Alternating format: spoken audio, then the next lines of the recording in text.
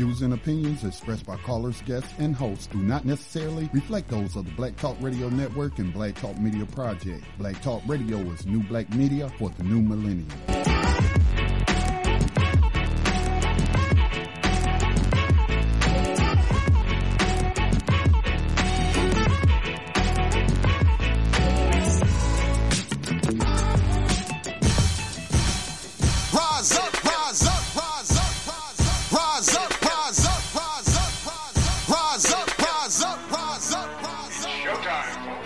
Lift your eyes up, let your wise rise up. See the signs of the times if it's time. Rise up. When death and hell dwell among all God's people.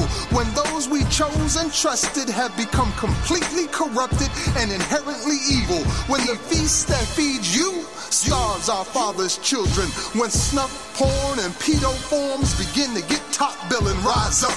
When famine claims millions. When justice gives blind eyes to billions. When the Lord's anger is no longer feared. If his protection is gone and your enemies are near. If you've seen the seas spill over and the mountains shake, break, and fall. If the moon ever turns blood red and you can't see the sun at all. Rise up. No matter if the prize is high. And welcome to New Abolitionist Radio on the Black Talk Radio Network, a program that seeks to educate, inform, and agitate on the issue of 21st century legalized slavery. Hosted by social activist and spoken word poet Max Farkas and Black Talk Media Project founder Scotty Reed. On this program, we discuss recent news on legalized 21st century slavery and human trafficking as it is practiced through the 13th Amendment of the U.S. Constitution, along with projects and people who help combat it. Today is the October 3rd, 2018 live broadcast of New Abolitionist Radio. Tonight, we're all Kanye West all day. We're hoping he calls in to the program tonight as we've sent out quite a few invitations, and a big shout out to all our listeners and supporters who went full Twitter bomb. Why are we talking about Kanye West? Because that brother has publicly announced himself as a slavery abolitionist. In one single tweet, he had millions of people all over the country talking about the 13th Amendment, and for most of them, it was the first time they'd ever done it. We watched like hawks, and tonight, we go deep into all of it. On and near this day in history, October 1st, 1962, James Meredith, an African-American man, attempted to enroll at the all-white University of Mississippi.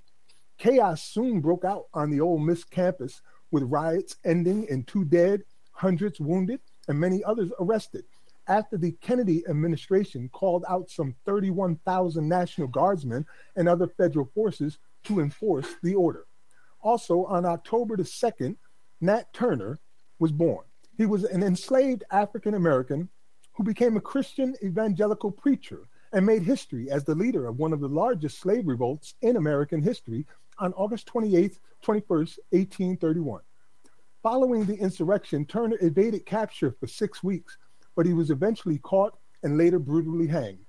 This incident ended an emancipation movement in that region and led to even harsher laws. The 1960s Black Power movement and others have hypocritically criticized him for using violence as a means of demanding change, while at the same time extolling the virtues of the American Revolution. Now, in direct action news, things you can do to help. The Right to Vote campaign needs your support. It's a nationwide campaign being initiated by people currently confined in the United States. This campaign grew out of the August 21st National Prison Strike demands, specifically point 10, the voting rights of all confined citizens serving prison sentences, pretrial detainees, and so-called ex-felons must be counted. Representation is demanded. So make sure that you support that. And also remember to vote Amendment A in Colorado to remove the exception clause to slavery from the state constitution. That's Amendment A in Colorado. If you know someone there, let them know. In honor of his birthday, our abolitionist in profile tonight is Nat Turner. Our rider of the 21st Century Underground Railroad today is Alice Marie Johnson, a first-time nonviolent drug offender whose life sentence was commuted to after 21 years in prison. Johnson was convicted in 1996 of conspiracy to possess cocaine and attempted possession of cocaine, and spent a third of her life in prison. Thanks to the lobbying efforts of Kim Kardashian, Alice's sentence was commuted and she was freed in June of 2018. As always, we have a little time and a lot to cover. Be sure to follow the information we provide on our Facebook page at New Abolitionist Radio so you can see the information in real time as we talk about the issues. Also, remember to support our efforts by joining us as a member at community.blacktalkradionetwork.com. We need your help and support to continue. You'll find the links to today's program on our Abolitionist planning page, which is available to BTR community members. And if you've got a question or a comment, you can call us at 704-802-5056. You can logging in at uberconference.com/Black Talk Radio Network. Once again, I'm Max Parthas. What's happening, Brother Scotty? Hey, I'm okay, Brother Max. Just a little sore from doing some yard work. But I'm doing okay, and I'm know that you put a lot into tonight's program, and I know also on social media you have been pushing out the ripple effects of Kanye saying what he said about the 13th Amendment, and although people want to focus on the first time he spoke about the 13th Amendment and he misspoke, he did follow that up saying, I misspoke, I meant amend the 13th. But if you had really been, I don't know, Max, I guess I shouldn't think everybody has the same type of reading comprehension, but like when I was first alerted to it by an attorney friend of mine, who I am connected through Facebook, she said, well, I hope he's talking about the exception clause. I mean, she knew immediately, from the TMZ article that didn't mention that he corrected it later. She was like, well, I hope he's talking about the prison, and he probably talking about the exception clause. And so when I read the initial tweet, when he said we want to abolish the 13th Amendment, get our people out of prison and find them jobs, well, I guess if you had not been aware that the 13th Amendment never abolished slavery, you wouldn't have caught on. I'm sure all abolitionists know what he meant to say. And then I believe some did correct him. And he came back later and he said, I misspoke. I meant amend the 13th Amendment. And he was like how, this is slavery. In no uncertain terms, they never abolished slavery.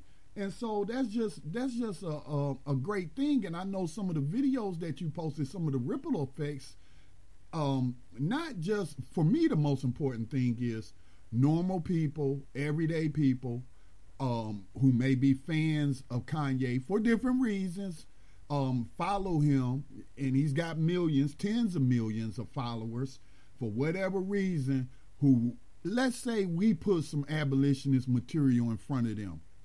Max, let's say we sent them, some of the past podcasts with law professors and what have you, talking about the 13th Amendment. Those people, certain people would not accept that from us. They wouldn't. Oh, you out your mind, you off your rocket. They'll be clowning us like some people are trying to clown Kanye. So, but then outside of the normal people who otherwise would not be talking about this, but are now not only talking about it, but defending Kanye and say, hey, he's actually right. If you read it, Washington Post did a great follow-up article, even shared the words from the Republican senator from, where was he from? Massachusetts, Sumner, and where when they was debating it in the Senate Judiciary Committee, he was raising the same. Wait a minute, why we got this exception clause? Why do we want to continue putting people into slavery? Y'all just doing it through the courts now, and calling it punishment for crime. This is still slavery. So it's just great, man. It's just great. But even the ripple effects, even among the celebrity crowds. T.I., I saw that you shared a YouTube video of T.I. saying, hey, Kanye's right. Slavery was never abolished. They practicing it through the prisons. So instead of and this is not his words, but these are my words. So now we're seeing people calling it slavery or prison slavery instead of mass incarceration. And that's progress, Max. So I'm very, very thankful to Kanye for bringing that up. And it's just exciting. It's just exciting time. But with that ripple effect, with other celebrities now, declaring that they are abolitionists. I mean, you have to be declaring. I hope that you're declaring yourself an abolitionist if you recognize that slavery wasn't abolished by the 13th Amendment. But, how many millions of followers do T.I. have? So it could just, Max, is like a tsunami of that knowledge, and they can't stop it, although they trying to, by ridiculing Kanye. But I know I told you tonight, man, I didn't have really a whole lot to say because I was interested in what you had to say, and I'm just feeling a little under the weather, but I'm here, bro.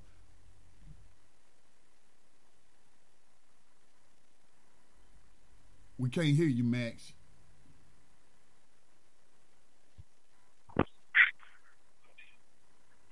Max, go ahead. Hey, Scotty, can you hear me, brother? Yes, I hear you now. Yeah, I'm sorry about that. As I told you earlier, I was trying out some new headphones because mine are shot, and apparently it didn't work out too well for me. So I'm going to be using the phone for the remainder of the program. I did hear you was talking about T.I. and some of the things that came out. I think it might be a good idea first to kind of let people know what exactly happened and what was said, and then let's listen to Kanye in his own words say what he's got to say. But from the very beginning, it was where he tweeted out. I don't know if you have it in front of you, Scotty. Do you have his tweets in front of you? Oh, not at the moment, Max. Give me a second here, and I'm going to pull them up because I have them available here. All right, so what happened was he sent out a tweet that says, "This represents good and America becoming whole again. We will no longer outsource to other countries. We build factories here in America and create jobs. We will provide jobs for all who are free from prisons as we abolish the 13th Amendment. Message sent with love."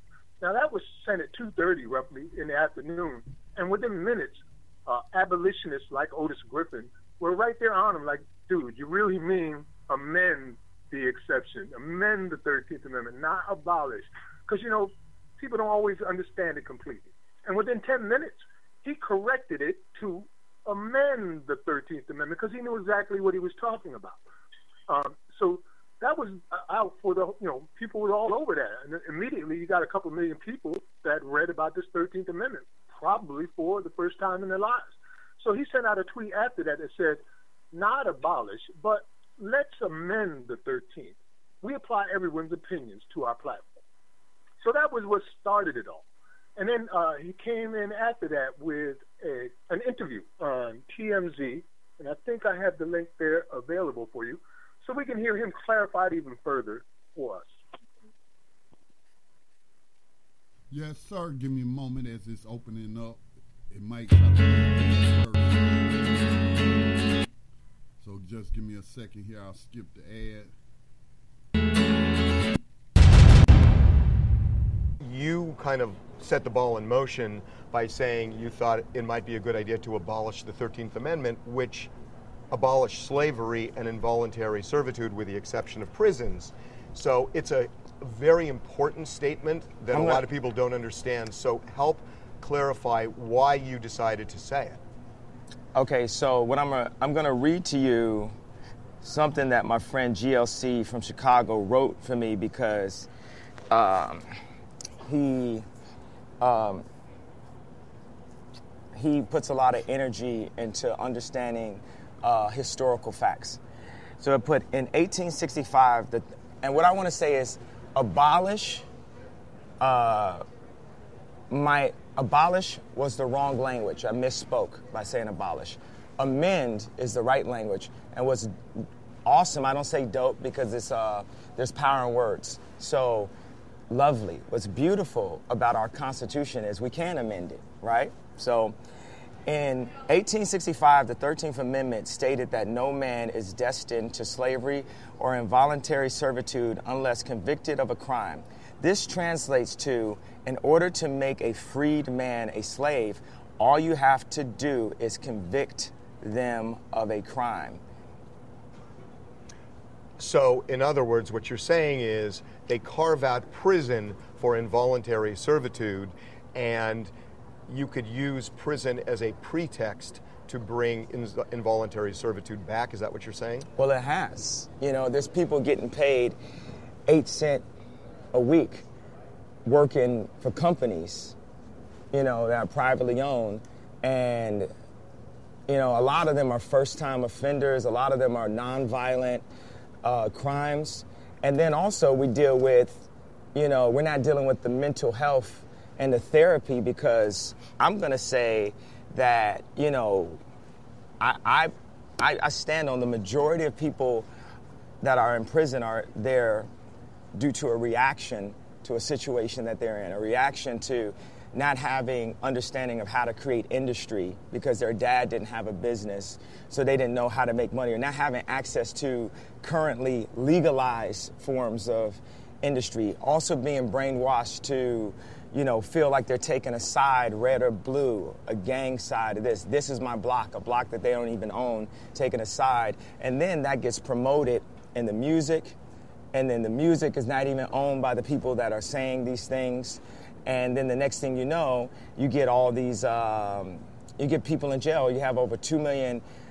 There should be a group of super knowledgeable people that have, that come from all cultures, that then make the amendments on our Constitution. I didn't say modern, I didn't say new, because that notes a specific time, when time is used to control us and control our energy. So there needs to be people who look like the people who are being spoke about. That's his own words, Scotty. I don't see where he wasn't making any sense. I don't see that. Hey, he Max, was talking man. exactly about what's really happening. He may not be as knowledgeable as Scotty or Max or any of the other abolitionists out there, but he heard the call, and he took it upon himself to use his platform to start this conversation, and it started. Hey, Max, he said something, man, he was hitting on so many points, man. And that was very deep statement if you listen to, I was tripping. He was like, they're using time to control your energy. Dave Atando radio show talks about how energy is money. And what is slavery but stealing somebody's energy by giving them a bunch of time in prison? That was a really deep analogy, how he strung that all together, man.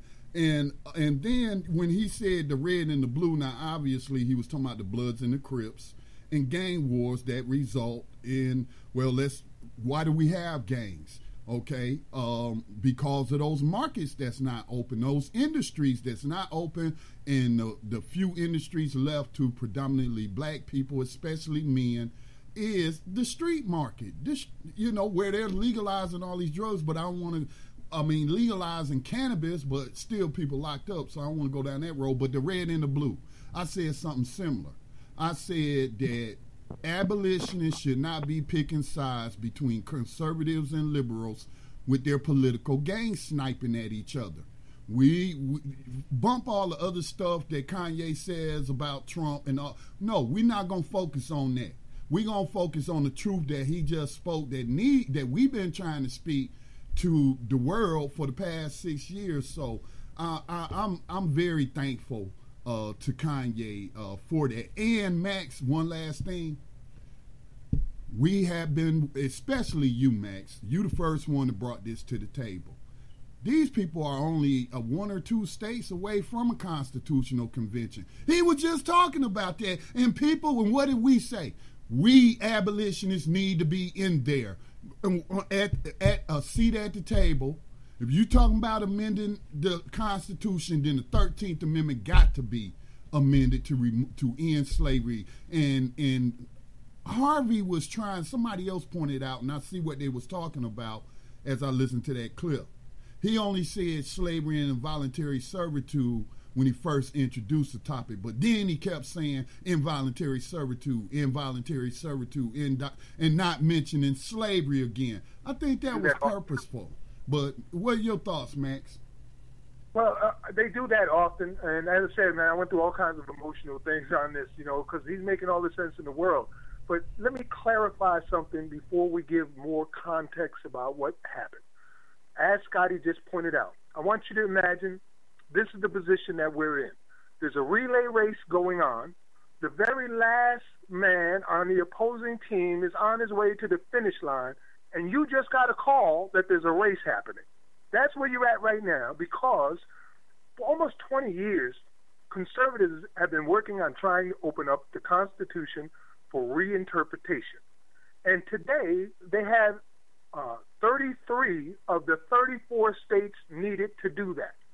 So it's very possible that within the next 6 months, the next year, we could be seeing a constitutional convention where all the amendments, the whole Constitution is open up for reinterpretation. And the bad part, because that's good, that means that's a shortcut. We almost there, right? The bad part is there is no representation for people of color, people from oppressed communities, people from minorities. There is no representation in that conversation for us. One other thing, too, we are going to open up the phone lines. Just give us about 3 or 4 more minutes. We want to play one more video so people get a better picture of what's happening, and then we're going to open up the phone lines for questions and comments, all right? Hey, Scotty, what I want to do next is let people hear what T.I. said, because T.I. gave a really intelligent answer, and he made a lot of sense, and it's worth listening to. Yeah, if you could post that for me, let me go to the planning page. It is actually there, but the chat room's kind of busy, so I'll repost it. Okay, but Max, you're kind of fading out on us. I got the link. There you go. Yeah. Thank you. There you go. All right, I'm pulling it up now. It's got an ad, so bear with me. I don't feel. Okay, here we go. You kind of set the ball in motion. Uh-oh, I'm sorry. That's the same one with Kanye, Max. Oh, my bad, Scotty. I was going through this. Yeah, I did get the wrong one. I'll get it for you one more. I got it. It's right here. Here we go. Man, well, it was an excellent point just raised on our travels throughout the day. Now, while I disagree with most of the shit that Kanye says in his rants, I must say that the part about trying to amend or abolish the 13th Amendment, I actually agreed with. And not because I think that slavery should be instilled. No, because the 13th Amendment also says slavery is abolished unless imprisoned. Now, if slavery is abolished unless imprisoned, that means that it incentivizes mass incarceration, and it also increases the amount of scrutiny put on us and the laws that affect us differently than they affect white people. So I do see where he was going. I think it was horribly worded. And I think if you know what I'm saying, if you're not careful, you can get carried off into the bullshit. Now, I know how I mean it when I say it, and I just hope that he means it the same way. I'm not on the tight schedule. You on the tight schedule. That's it, Scotty. I mean, that's clear and concise right there, and he's right. Kanye West could have said it a little better, and he even told TMZ, let me talk with some people about this first. Let me get a better understanding first before you come bum rushing me about what do I know, you know, because he felt it was important.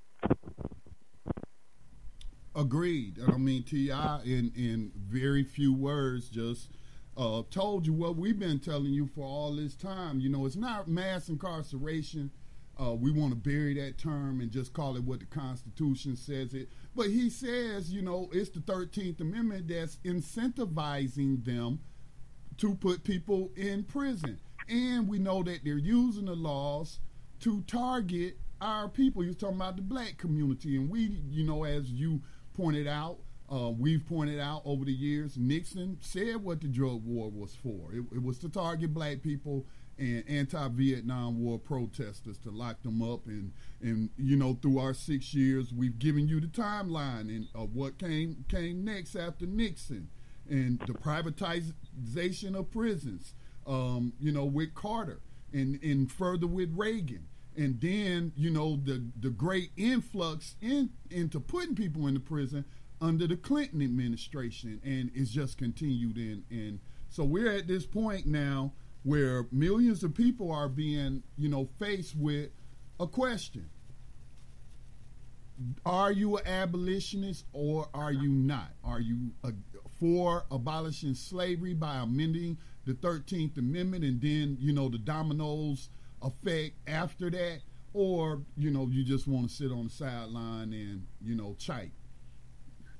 Hey, Scotty. Just want to put this out there. You know, all our listeners did a Twitter bomb where we all tried to contact, Kanye West to come on the program to a place safe where we could talk about this thing and understanding. And it's possible that he is calling in. I don't know. It's a decent percentage. In any case, if you're on the phone now, Kanye, remember to press ** to unmute yourself. And if anybody else wants to chime in at this point, that would be a good time.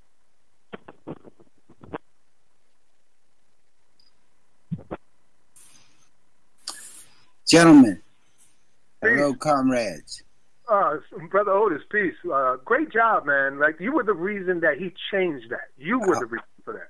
Hey, I don't want to get into that part because I know time is short. You know how we run out. I just want to kind of give a public service. I did invite Ian Barrows, and he had a young lady on today on his program. She's with them all week in Community Talk Radio, and she's a judge.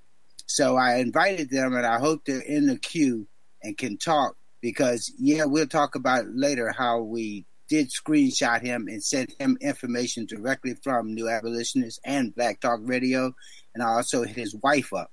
I Twitter bombed him ever since Sunday morning when you first called me and asked me to verify that it was his post. So he's reaching out to people, but I can tell you, and I took the screenshots, I educated him on his Instagram in 2 posts and let him know that he wanted to eradicate, remove, or change the 14 words in the except clause. I put them in quotation, and then I went with the second post with direct links to Black Talk Radio and New Abolitionists. So I'm just going to sit back and listen to the guest and see what we have here, gentlemen. I applaud your work. Indeed, and thank you. And you're right, I have them on my list. I wanted to, let me give a short introduction first. Ian Burroughs and Judge Sekou. I was talking with them earlier today, along with you, Otis, on, I guess it's a live stream that Ian does. And we were talking about this thing with the 13th Amendment. And Judge Sekou even agreed with us. And as I mentioned, she's not the first constitutional lawyer to agree with us. Many do. It's amazing that something this clear is so confusing to some others. So in any case, welcome to New Abolitionist Radio, Ian and Judge Sekou. Hey, what's happening, y'all? Did you unmute her? She's at the 973 number that's in the group. Right. She and I were calling on different lines. So, that's her. Hey, Judge, what's up? I'm here. Yeah, I know you're here. I'm just making sure that everybody knows who you are. I'm sitting here in bated breath. Yes, well, you know what? Hearing from you. Go right ahead. First of all, brother, the change to there can't be a change. There needs to be a omittance and a new amendment written. We can't undo and try to change around words that specifically kept us in a box. The same 13th Amendment that they used is what is still used to this day to keep us in prison. I have been trying to get New Jersey right now. We're trying to do a reform of the Criminal Law Act, and which now for those who are the Clinton lovers, Clinton locked it in, but you can't even blame him by himself because the Congressional Black Caucus put the thumbnail that allowed Clinton to put in a law that put most of us in jail after 3 strikes. This is something that went on across this country for almost 20 years before they held it down. So it's not something that we can redo. And I really understand what Kanye is talking about. He may not be the most articulate, but the brother is trying to do something that we have been trying to put out there, and he has the platform to do it, and we need to back him. Exactly. And I might want to add something to what you just mentioned about the Clintons. We've done some deep research into that whole period, what went on, what was going on during the Clinton crime bill. And we discovered that the Clintons were personally invested in the Wackenhut Group. The Wackenhut Group launched their initial public offering in 1994. And within 4 years, their stocks had multiplied 10 times. And they got their direct contracts through Bill Clinton to run these prisons all across America. And since then, that prison company, Wackenhut now, has subsidiaries in places like Africa the continent of Africa, and they're the largest private employer on the entire continent. All of that came from 1994. Oh yeah, but there's prisons that are going up right now in the Midwest that are privately owned. So as one thing, I just hope that Brother Kanye does, since he has the ear of 45, is actually have a real conversation. Because I was questioning his motive, but if it can get him in the door, I don't give a damn what he has to wear. 2 MAGA hats and a pink shirt that says I'm for Blacks for Trump. I just need him to get in that door and do like, I don't care, do like Omarosa did. Audio take them mofos and what their real intentions are, because it has nothing to do, just like Trump don't care about those people that's in the coal mine. If it's not going to put money in his pocket, he doesn't care. What will put money in their pockets, if they're going to start making private prisons, that means that we got to pay these people to have these private prisons, and you're only going to have prisons if you got people to put in. Yes, absolutely right. And the introduction of those private prisons, which was due to Ronald Reagan signed that in and invited private prisons to come into this country. Since that has happened, the prison system itself has started following market values, not just the private prisons, but the local jails and the state prisons and facilities are now for profit, with all kinds of industries getting their hands in it. Like, for instance, the video conferencing industry, where now you can't visit your people, your family members in person. In certain places, you can only do it through video conferencing at $15 for 10 minutes. That's like, let me tell you, somebody. Brother, I was forced off the bench because they said that I was too radical here in New Jersey. One of the things that's going on right now in New Jersey is every courtroom is wired. When you walk in, there's a blue light that's up by the judge's desk, and everybody just thinks it's part of the decorum of the courtroom. The entire courtroom is mic'd. When the judge goes into their chambers, they can hear everything that goes on in the courtroom. In fact, they can actually tape. Now, this is what this is one of the things that I got took to the wall about, because I used to tell because there is attorney-client privilege at the table. If you do not mute that button that's in front of you, or if you don't even know that the button is there, your entire conversation with your attorney is being listened to. Oh, we're seeing that also now is being reported with the prisons in Pennsylvania, where they'll no longer be able to have access to email. Any snail mail letters sent to them, a private company in Florida will scan those. The Abolitionist Law Center in Pennsylvania filed a lawsuit because of citing attorney-client privilege. But I would like some clarification. I might have misheard you, Judge, but I feel like we do need to amend the 13th Amendment to also bring it in line with the Universal Declaration of Human Rights. The reason why you did hear it's more than once. If we write it the way it needs to be written, what is there will no longer exist. So I guess I would be saying replacing it with a more specifically worded amendment that does not allow them to incarcerate us based on because even right now, I have so many confusions on, let's take the brother that went to federal prison for 3 years for dog killing, for when he had dogs being killed on his property, the football player. You can send a black man to prison for allowing dogs to be killed, but you can encage human beings in cages, separate them from their families, sell their children off for adoption, and then if you're not going to tell me put people, that's like internment camps. What they're doing that's slavery, and it is all legal. That's slavery. That's the slavery that continues. Today they were telling me that they're finding, and nobody is confirming anything except there's nooses being found inside of these cages. Now, what goes on with a noose?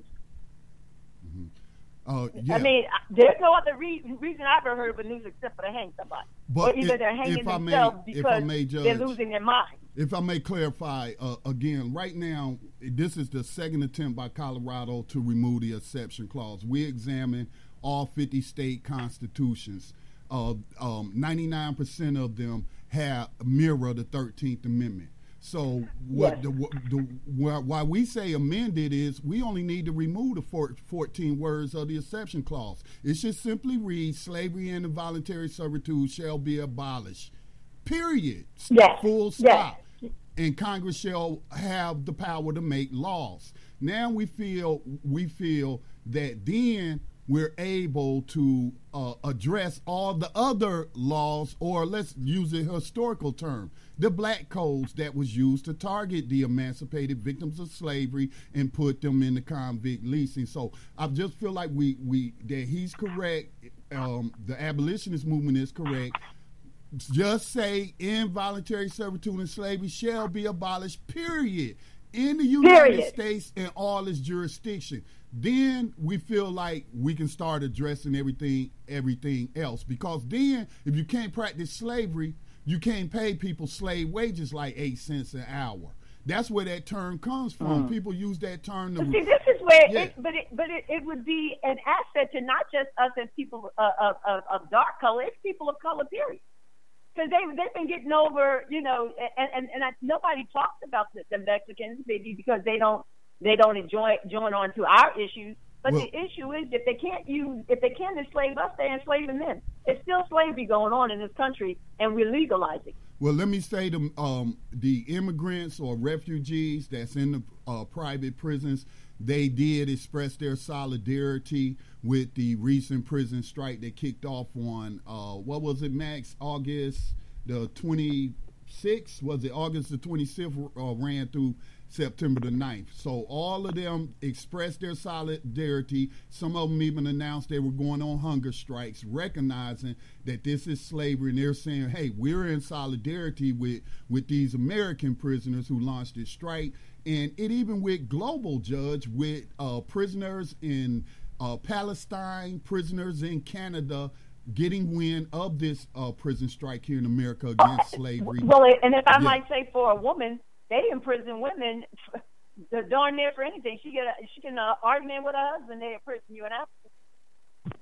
Yeah, it's been 800% growth in women being incarcerated since the 1980s. That's a huge. Absolutely, it's quadrupled, especially with the drug trade. Because what was being used before, they were using women as the mules, and now they figured out that if we take down the women, they're no longer going to have any mules. So the population of the women here in New Jersey, it's called Clinton, has quadrupled since I first started practicing law in 1990. I rarely, in 10 years, I could tell you, for the first 10 years, I may have had 12 women. By, I would say, the year 2000, before I became a judge in 2005, I had quadrupled the number of women clients that I had, to the point that I was going to Clinton, which is about a 70-minute ride from my house, at least once a week. And they're doing the same thing to children, but even more so now. The juvenile detention centers are very much privatized, and in places like Rikers Island, where Khalif Browder was incarcerated unjustly for 3 years, they were charging $350,000 a year to incarcerate him. Here in South Carolina, it's $160,000 a year to incarcerate one teenager for 1 year. And just to let you know, I'm born and bred in Jersey. So what's up, Jersey? Hey! 2 sons who spent. Yeah, you got prison there. I'm sorry. This is Ian chiming in here. Yeah. Thankfully, we have a few of our listeners tuning in. We have about 5 of us at least logged in right now, and I'm happy to see them out there. I know Sharice is in the building, all in Allen, along with the judge, myself. I'm missing a few. I don't know everybody's phone number by heart. But, yeah, man, look, I appreciate this format. I appreciate you guys staying on target and staying the course on this, and waking a lot of us up, because a lot of us are just not being awoken to the fact that, hey, man, this is really what's going down, and this is still what it is, and so on and so such and such. I've probably only been privy and really on it myself. I mean, I heard some things here, but really on it myself the past year or so. But I appreciate it. I appreciate, the man I call the professor, the OG himself, Otis, putting us together. I appreciate Max calling in today. It was awesome. It was perfect timing. The listeners appreciated it, and I'm looking forward to communicating with the members of Black Talk Radio and others. We need to form I'm down to forming whatever kind of coalition is necessary for us to, extend our reaches, and I'll cross promote whatever the situation, whatever y'all need to do. I'm open for it. Whatever y'all want to do, I'm open for it, and that's where I'm at. This is about us and we, not I and me. We should talk about this offline and private, because we are, in leadership positions. People are listening to us, so we need to put together something smart to put out there. So let's talk about it offline.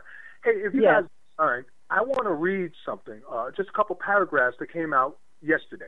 Everybody was replying to what Kanye West said, and 9 out of 10 times they were talking out of the wrong end of their body. The History Channel put out a response. The frickin' History Channel. So History.com said this: the year the Civil War ended, the U.S. amended the Constitution to prohibit slavery and involuntary servitude, but it purposely left in one big loophole for people convicted of crimes. The 13th Amendment, ratified in 1865, says neither slavery nor involuntary servitude, except as a punishment for crime, wherever the party shall be duly convicted, shall exist within the United States or any place subject to the jurisdiction. Scholars, activists, and prisoners have linked that exception clause to the rise of a prison system that incarcerates black people at more than 5 times the rate of white people and profits off their unpaid or underpaid labor. What we see after the passage of the 13th Amendment is a couple of different things converging, says Andrea Armstrong, a law professor at Loyola University in New Orleans. First, the 13th Amendment text allows for involuntary servitude where convicted of a crime. At the same time, black codes in the South created a new type of offense, especially attitudinal offenses, not showing proper respect, those types of things. That's the History Channel. Just take how many times that an officer said, I told him to put up his hands, he didn't put up his hands, so I shot him. It's the same thing. I'm reading this that modern day slavery by way of criminal conviction necessarily encourages discrimination and denies a convicted person equal protection under the law guaranteed by the 14th Amendment. That means once we do that, we take away your right to vote, the Second Amendment right to bear arms, jury duty, disqualifies them from running or holding any political office. Modern day slavery by way of criminal conviction also subjects us to the same limitations and violations of the Eighth Amendment of cruel and unusual punishment. So we can keep going down. I understand the Constitution and how they use it against us, and unless we've read it, we won't understand it. Judge, I'm so glad that we have a constitutional lawyer here on the program, because most people don't understand how deep this goes. The Fourth Amendment is gone. The Sixth Amendment is gone. When you're talking about 95% plea bargains, that proves there is no such thing as a Sixth Amendment. It doesn't exist in reality. The Eighth Amendment is gone with bails, these for-profit bails that only exist in 2 countries in the whole world. You know what I mean? That's gone. And then you're talking about the 13th Amendment being exploited. The 14th Amendment is being violated. The 15th Amendment. When you just mentioned, Judge, that these people come out not being able to vote, and sometimes for the rest of their lives, that disenfranchisement is whole-scale violation of the 15th Amendment. Am I wrong? am trying. No, you're right, brother. There is right now. We have a new administration here in Jersey, and I've been trying like a crazy woman to get on the. We're trying to amend the criminal the Criminal Law Act here in New Jersey. One of the things that most black people here, especially, and I ask everybody in your state, because here in New Jersey, we have put aside, if you complete your criminal time, you can come out and register to vote. Too many people still believe because they've gone to prison that they can never vote again. It is not true. It is not true. You need to check. Some states it may be true, but here in New Jersey, it is no longer the case.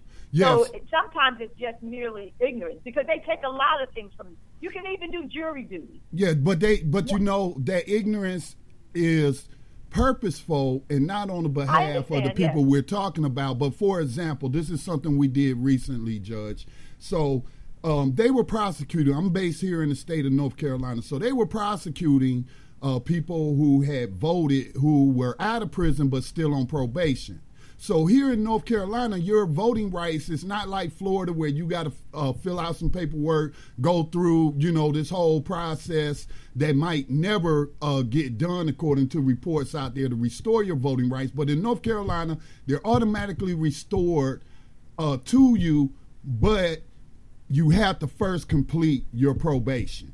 Then you can vote. So they prosecuted like 9 people, and those 9 people all pleaded out.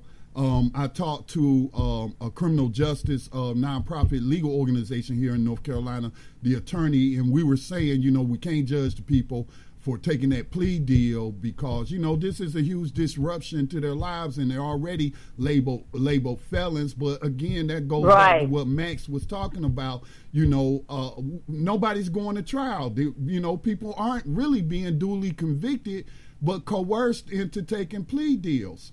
But what we did is I called the local county jail. And I even recorded the call and put it out there, you know, on the internet. I talked to 4 different people. This was my question. All I said was, this is a jail, so you have pre-trial detainees, people who haven't been convicted of anything. I said, are these people given absentee ballots to participate in the elections in election years? I got passed around to the 4th person, the last person they passed me to. I left a voicemail, haven't heard back from them. So I asked our listeners, call your local jails and ask them, are pretrial detainees, again, you know, right now, they haven't been convicted, so that don't apply to them. They still are American citizens, so to speak, by the Constitution. They're not yet these slaves that they've created through the 13th. So a caller in New York, a listener in New York, called their jail and said, yeah, they had that right, but we don't tell them.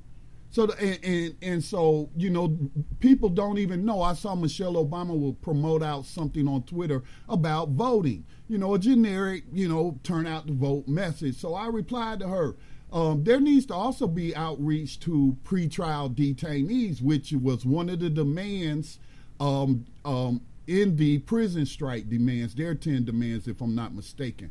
So, I mean, and last week, to wrap it up, was it last week, Max, or the week before, we were reading the 14th Amendment, and we were having a discussion with someone who's in prison. We were having a discussion with them, and the 14th Amendment has its own exception clause. If they wanted to, Judge, if you read Section 2 of the 14th Amendment, Section 2 says that they can take away your voting rights for if you've been convicted of a crime. It don't say felonies. It doesn't say felonies. It doesn't say misdemeanors. It does not differ. It just says crime. Well, that's very vague. If a state wanted to, they could disenfranchise people. Let's say, oh, you had 3 felonies. Now because it's in that loophole in the 14th. But we do want to keep it the focus on the 13th because contrary to what we've been told, slavery was never abolished, and it just, you know, continue in a new form through the prisons. The 13th Amendment is a clear violation of what they call the Universal Declaration of Human Rights of the United States. Yes, in ma'am. Article 4. It says, no one shall be held in slavery or servitude, slavery, and the slave trade shall be prohibited under the law. Furthermore, Universal Declaration of Human Rights of the United Nations in Article 5 states no one shall be subjected to torture or to cruel and inhuman or degrading treatment or punishment. That's exactly what they do in these prisons. Like you got these kids separating families. That's cruel and inhuman. Telling children that their parents don't love them, that their parents are giving them away. That's cruel and inhuman. What we're doing right now legally on the borders of Mexico and other states is cruel and inhuman. And sometimes because it's not blackface, I mean, why is it that the Bloods and Crips chose the same colors as the Democrats and Republicans? Somebody tell me that. It's the mental that has been inflicted upon us as colors. We as people of color, we take on their same cruel and inhuman conflict on us, and we do it to one another. And that's what we need to first identify where we are participating in this tomfoolery. Yes, we're being conditioned. There's no doubt about that. 24 hours a day, 7 days a week, 365 days, propaganda. Feeding us to our children. In Texas, they are issuing out or have issued out textbooks that calls chattel slavery unpaid internship. That's what they call it in the grammar schools in Texas.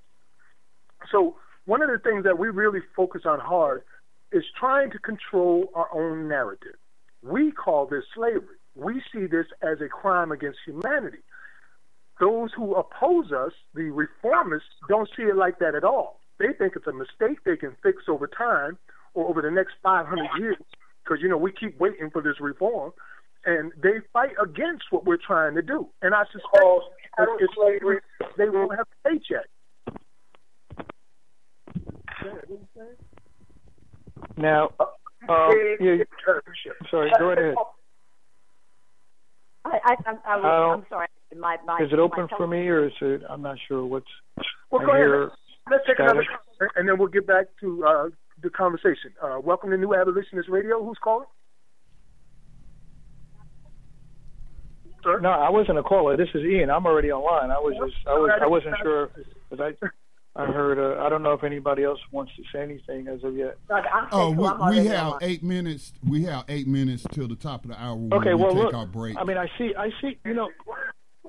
I'm happy to participate in this fight more assertively, and use my platform in any which way I can to spread the information out there.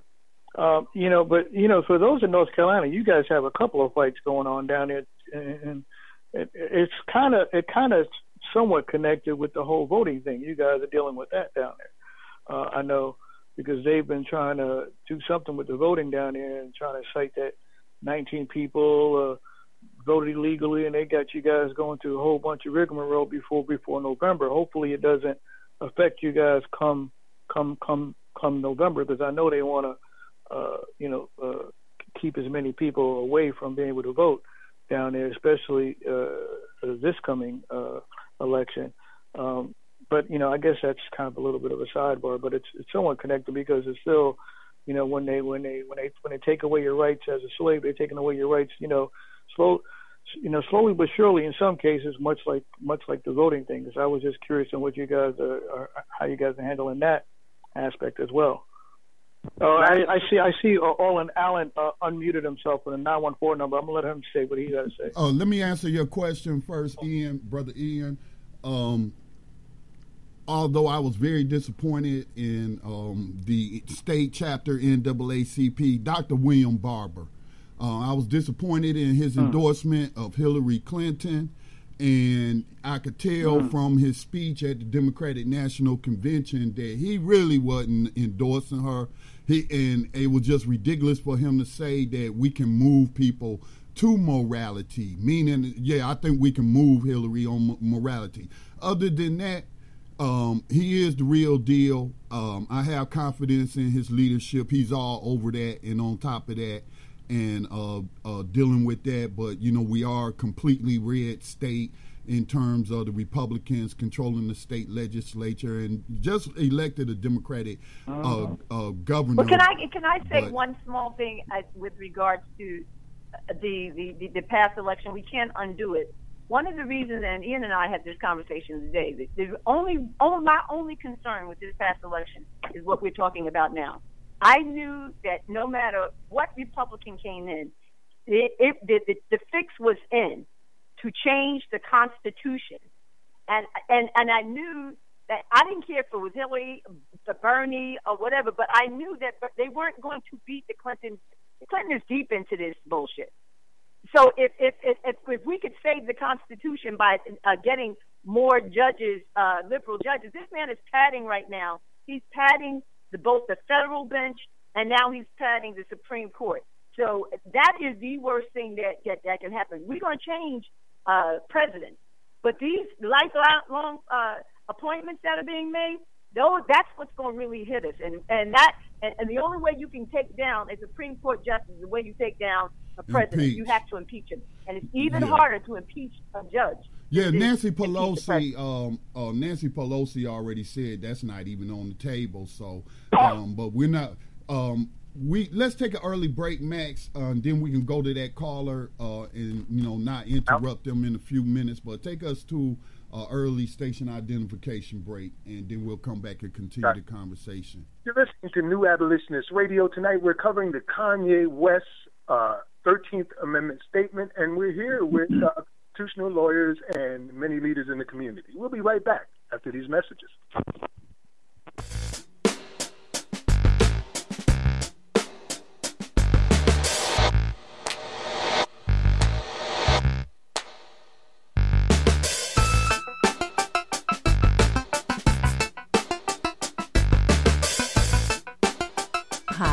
The Black Talk Media Project would like to invite you to become a member of the BTR Community subscription-based social media platform. BTR Community is a platform that was set up for the listening audience of Black Talk Radio Network, the #1 independent black radio network online.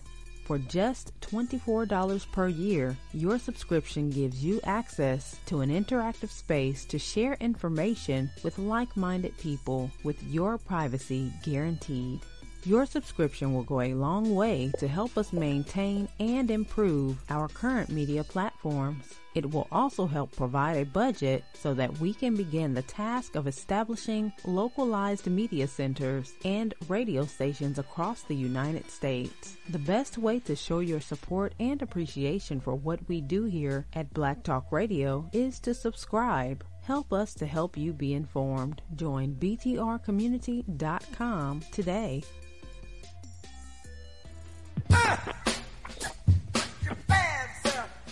Make Black Talk Radio your choice for digital black radio. New black media for the new millennium. Peace and welcome back to New Abolitionist Radio, where we're discussing the current circumstances surrounding the buzz about Kanye West and the 13th Amendment. We've been talking about the 13th Amendment here for the past 7 years. So if you're just tuning in for the first time, you may be a little bit surprised at what you may hear. And if by any chance Kanye West is on the line, just press star to unmute yourself. I'm not sure if he's coming, but I was told he may show up.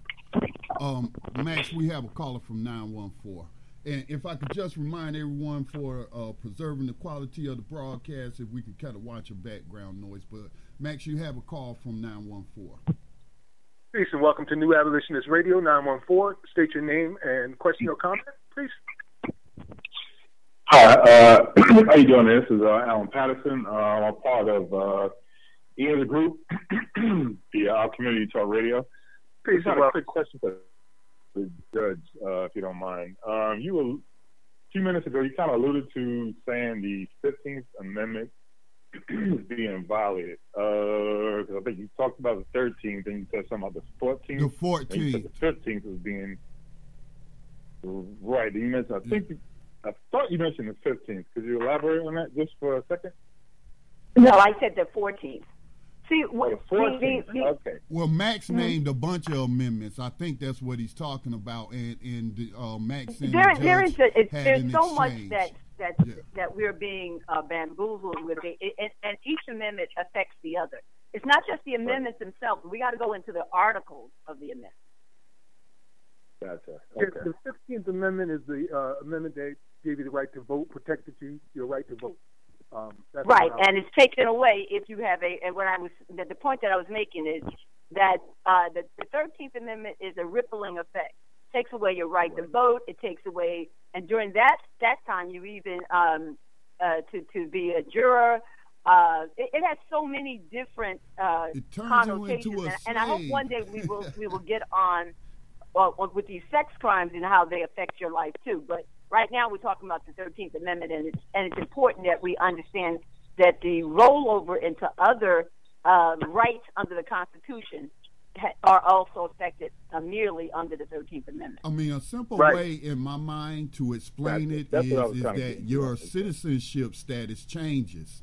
Now, once you've been convicted of a crime, especially a felony, put in prison, you're stripped of all your rights. The voting rights, it varies from state to state, but the Second Amendment, the other amendments that was mentioned, you're basically turned into a slave. Okay, especially if you can't write. If you don't have the right to vote, you're a slave.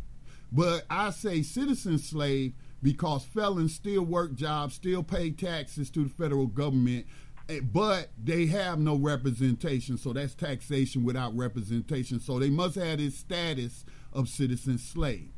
I don't know, but the 13th Amendment is what determines that status through the criminal court. So whether you're a slave or you a citizen, and if you get out of prison, you this citizen who is, still pretty much has that slave mark or brand on you, because again, it can affect you in employment as well, which affects your ability to earn money. Well, the one thing about those who have, let's say, you came in and got your citizenship by way of other ways other than being born in America. The 13th, you don't get a protection of your citizenship, even if you did stay here 20 years or whatever. A conviction can get you deported. So the only thing that I could say that I don't know if you call it just luck or just their ability to keep us in slavery, but that's the way they're using this to also send. I mean, people of Hispanic descent in South America who've been here their whole life, citizenship or not. If you got your citizenship while you were here, and you commit a crime, you can lose your citizenship. Mm-hmm. And so I don't think people understand that. If you were not born with your citizenship here, so I'm still trying to figure out how the hell Melania got hers, but that's a whole nother topic. 914, did you have another question or comment for us? I know, you might have got cut off, or was your question answered? Well, let me ask this. I mean, I don't know I don't know how well this plays into to it, but my theory is that most of us, from my understanding, is we took on when we were brought to this country, our African names from our through generations were stripped back then. So a lot of us now are pretty much carrying the slave name. So isn't I guess literally by virtue we still are under the slavership, so to speak, for lack of a better term, if you know what I'm getting. Well, that's up to you, because I did my genealogy way before Ancestry DNA. I'm 57. I did it at 21, and went back to Africa and was named in Africa. So it's not that easy, but excuse me, Judge. We just covered this to answer the caller's question, 914's question. No, I don't think I understand what you're trying to make the connection. Are we still under the ownership if we took on these people's names now? Again, we can't dismiss the free black population, who, basically was the bulk of the abolitionists pre-1865, and not all of them were enslaved. In fact, free black colonists were the deciding factor once they joined the Continental War, just like the Civil War. But to that mindset, we actually, Max had uncovered some articles from, it might have been a black newspaper back then, but anyway, let me say this, victims of slavery, African Americans, black people, victims of slavery, African descended people, they picked those names because their enslavers, the wealthy people who owned them, didn't want them to have a last name. And then there was some people saying black people shouldn't have a last name because they ain't real people. You know what I'm saying?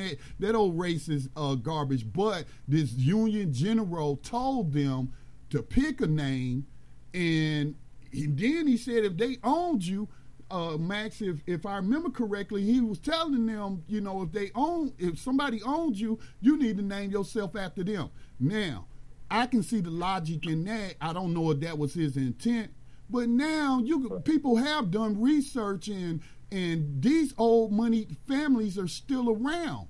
Okay, and so maybe that's your link, is by researching that to find out who enslaved you. Right. Well, that's how Jefferson, the black descendants of Jefferson, was able to go back. Right. Sally Hemings was. My last name is Patterson, and I seriously doubt that is not African. Unlike Kunta Kinte. You know what I mean? That wasn't African either. Right. But let me just say, I'm sorry. I know Otis wants to say something. I like for him to chime in before I say something.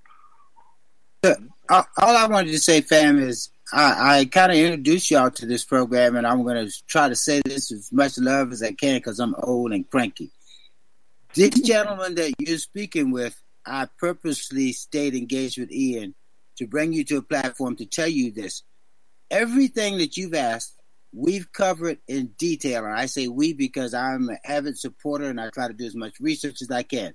And I want to make sure that some of the questions you're having that stray away from this 13th, if we get together offline away from this program, then we will answer them and you'll find out just how much in-depth detail these gentlemen has done. I'll give you a quick rundown. They've scoured every state for its constitution. They can tell you the birth and the conversations that went on with the exception clause before Lincoln even put it in. We have documented the letter from Lincoln to Stevens. So we've done a lot of research here to know the facts and actually speak intelligently about this. But I'd like to tell you that really, if you kind of hold some of your questions, you'll see that this program is run with some background on abolitionists, people who have been freed recently, because we usually follow a format here. And I don't want to be rude. I'm just trying to say, if you hold on for a second, you'll hear Max Parthas and Scotty Reed do what they've been doing for the last 7 years. And we want to get you in on board and catch up with the backstory later. Oh, sure. Thank you. No disrespect from me. I was just curious. That's all. Hey, awesome, brother Otis. Like you said, he's old and cranky, like I am. But you guys were just mentioning something that is very important. I like to find out when things started, and I found out when the first Africans were allowed to take a last name. It didn't happen until after the emancipation, and the general that he was talking about was Major General Ormsby M. Mitchell, and he had I guess it was like a town or a village where these formerly enslaved Africans were living, and it was named after him. And he suggested to them that they use the last name of their former owners. And one man, I think he said his full name is Dick, said, "I've had enough of old master. I'm not taking his last name." And I know that a little bit more about that period because that's when my family took the name Free and Freeman, because they wouldn't take the master's last name. And we weren't allowed to have a last name until August of 1862. And that was in the Black Chronicle newspaper, who documented while it happened.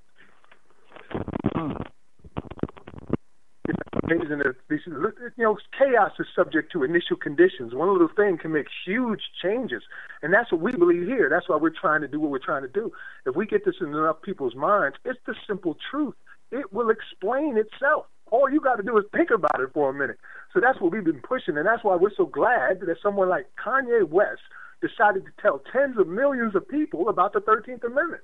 I really don't care about anything about Kanye West as far as his beliefs, his associations. All I care about is that he made that statement, and in one single day, millions of people were talking about the 13th Amendment.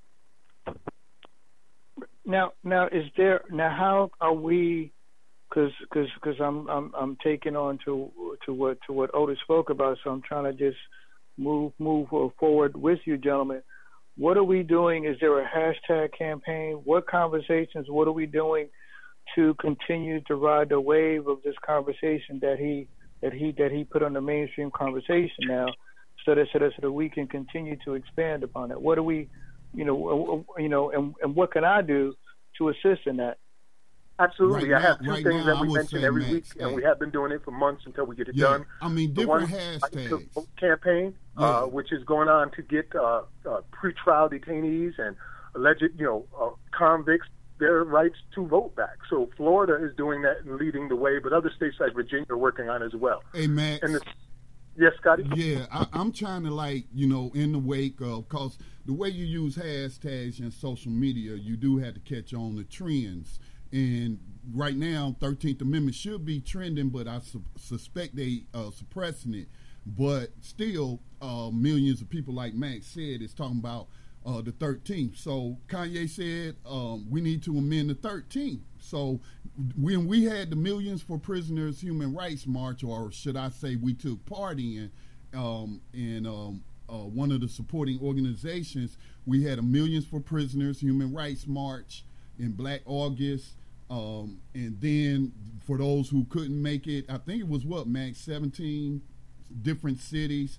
They had, corresponding events, and it was all about the human rights of prisoners, but putting the focus on the 13th Amendment, how slavery was never abolished. And Max was the keynote speaker to that. So this young brother, I think he had, been in prison, but, I remember his campaign. He was one of the speakers, and he was saying, amend 13. And so I've just used that, for a couple of years now when I'm talking about amending the 13th. The other hashtag is simply, hashtag end slavery. So, just develop your own hashtags or see what's trending by following the people that talking about these issues on social media. And you'll pick up on the hashtags. Prison strike was a big hashtag while the prisoners launched that nationwide strike. Okay. That was it. Go ahead, I'm sorry. Yeah, I just said I probably misunderstood the question. I thought you were asking about what things you could get involved with to help. I didn't realize it was hashtags. Sorry. Well, that was it was somewhat a two-part conversation. I mean, I want to, because part of it, a lot of us, we do need to catch up to where you brothers are regards to information and to know what was already done, so we're not tripping over anybody's feet, and then go ahead and move along with you as a synchronized unit and working with you, or even if we're going off in separate areas, making sure I'm doing the same thing over here that you're doing over there, so that we are all working in concert. So that's what I want to participate in, those type of actions. Okay. And like I said, so my format is open to this conversation as regularly and often as possible. That's how I feel about it. Okay, great. Well, let me just tell you about one other thing that we're working on, and we see this as groundbreaking. If we can get this done, we can really advance the cause to the point where we have congressional hearings of discovery on the 13th Amendment, and that is Amendment A in Colorado. It's the amendment to remove, it's a voter initiative, it's very easy, and it's an amendment to remove their exception clause from their state constitution. So we think that could break some big ground, and other states that are trying to do the same thing or have tried to do the same thing can have this precedence to work on. So Wisconsin wants to do that. I believe Maryland wanted to do the same thing, to remove their exception clause. So that's something that sets precedence, and we need to get it done. That's Amendment A in Colorado. And that will lead us up to what we've been pushing for and talking with Congress and senators about already, is a congressional hearings of discovery on the 13th Amendment.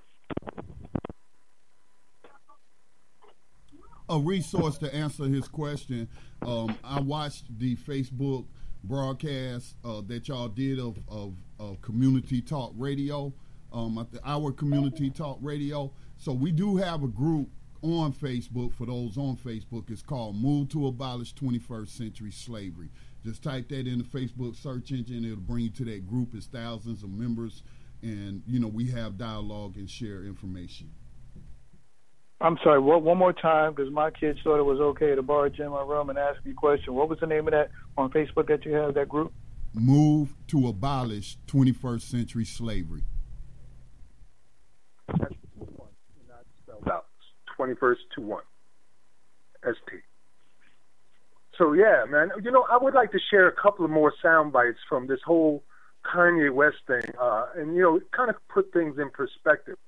One of the ones that I'd like to share is a clip from, I believe it was Eve and a few other young ladies talking on a talk show on national television, and they just got the news about what Kanye said.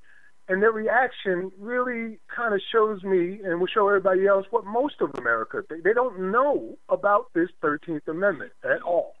So let me see if I can pull that link up for you, Scotty, so you can get it. I got it, and I'm going to put it in the chat for you. It's not that long, but just, you know, listen to their reactions and what they said. Sorry about the long link there, but that's it, Scotty.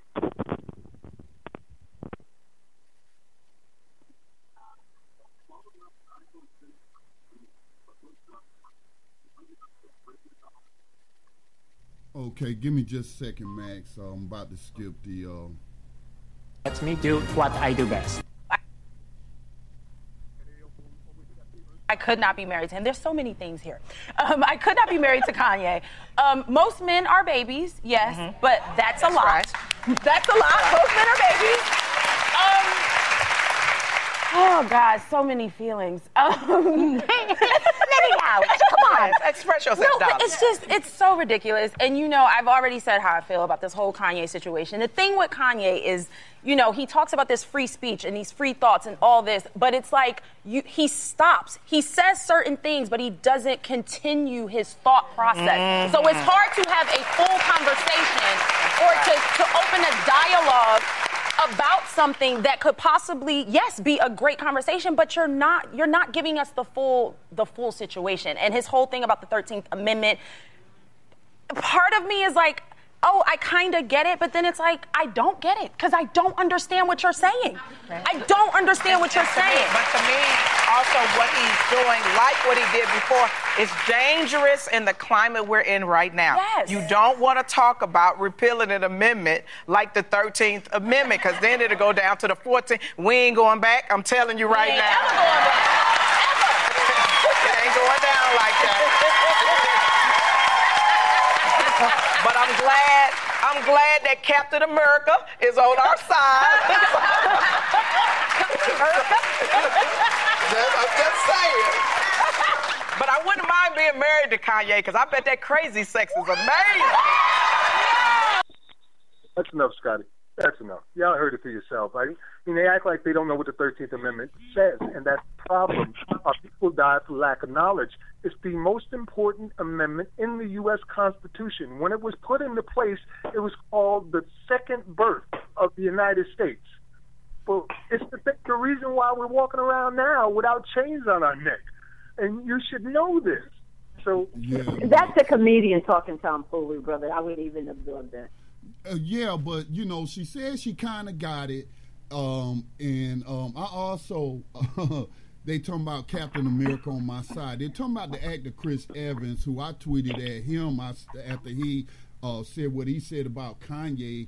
And I was like, apparently you don't know everything about the history of slavery in America. And then I gave him a couple of books and documentaries, you know, screenshots of books and the 13th Amendment itself. I also asked him if he needed an English reading comprehension remedial class, because all, again, these people had to do was pull up the 13th. And his initial comment, you should be able to put 2 and 2 together, that he's saying people was in prison, we want to get them out of prison and abolish the 13th Amendment. Okay, so he misspoke. But he gave you the clue, so that's possibly how she kind of knew what he was talking about, but I guess she didn't use her smartphone to pull up the 13th Amendment and have something more intelligent to add to the dialogue. But OLG wanted to speak. Yeah, I just wanted to say, like the judge chimed in, and I respect her because she actually has experience with how it works and a part of the judicial system that we don't have privy to except from outside view. And the danger I saw with somebody from The View, because I see it every now and then when I go across and my mom has it on, is the trivializing something that is this important. And she played it off, but she really doesn't understand the impact that the 13th has on everybody's life, from prison slavery to the gentleman who was in prison, and because he was in prison, they used scalding hot water to melt the skin away and the flesh away from his bones because he wouldn't comply. All of that they don't understand as a part of them. Even to the point we've covered recently, when they talk about reform with people like Van Jones and Newt Gingrich getting together. Their idea of reform is to, uncage the people, but then lock them up with electronic monitoring, which they got to pay $15 to $30 a day for. And what ends up happening? Instead of them being caged, you make room for more caged prisoners, but you put the economic burden on their family to house them. And what can you do? You can enter that house anytime you want because there's a criminal in it. So people really don't understand how it impacts their lives. That's why I get upset with people who have a platform like The View and they trivialize something that's this important. Remember, that's a white man and an Asian woman that runs that channel. And I don't know if Max, I'm sorry, this is Ian talking. I didn't mean to just interrupt. Max asked a question in the feed regarding the conversation that came up regarding bail bonds. I don't know if you wanted me to get into that now, Max, or is that just a sidebar conversation? Yeah, let's keep it to a couple of minutes though, because I do want to get into Ebony. I don't want to let Ebony slide on what they did, so I'm gonna make sure I get them in today. No. Go right ahead into Ebony. No, I wasn't sure if you wanted me to answer any questions you had, but go right ahead into Ebony. Because I'm just here to listen. Go right ahead. I really didn't want to put any onus on you about that situation. I have a quick question for Ian. Earlier conversation, all of us are guilty to some degree. If you're paying taxes, you're paying for these prisons. If you're buying certain foods or produces, you're paying for these prisons. If you go out and get a pair of jeans that, what do they call those, prison blues? Who do you think made them? You're wearing them. So every one of us in this country is guilty of supporting slavery to some degree. The key is recognizing that and doing something about it. Right. Well, I can keep my answer real quick, simple. Somebody, Africa, who's not tuning in, I wish he was, because I always debate with him about this, regarding how can a black man, take his stance of saying that he's pro-black and owning a bail bonds company. And for me, the answer is simple. One, similar to how a black police officer is a police officer and working within the system understands, such as the guy that I have on the show with me periodically, Cesare, he understands how he wants and how he expects the police to treat members of our community. I know and I recognize that more than half of the people that I have bailed out should have never been locked up to start with. I know that as a fact.